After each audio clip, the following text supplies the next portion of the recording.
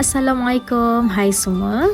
Tahukah anda, di Copenhagen, Denmark, terdapat Museum Islam Percuma di sini, iaitu The David Collection. Di sini, saya berkongsi beberapa gambar dan juga video sepanjang saya berada di The David Collection. The David Collection ataupun dikenali sebagai David Sampling merupakan sebuah muzium yang mempamerkan koleksi seni Eropah dan juga koleksi seni Islam.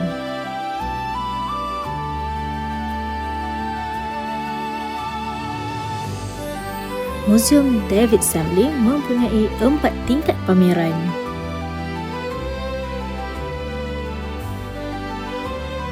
Untuk koleksi seni Islam, ianya dipamerkan di 2 tingkat teratas.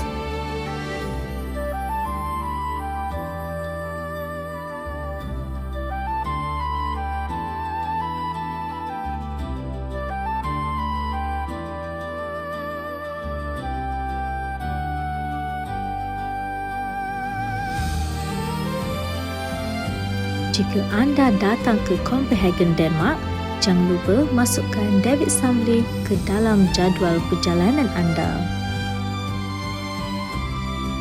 Jika anda berminat untuk datang ke Denmark, bolehlah ke YouTube channel Sofia Lang dan klik 12 hari di Skandinavia.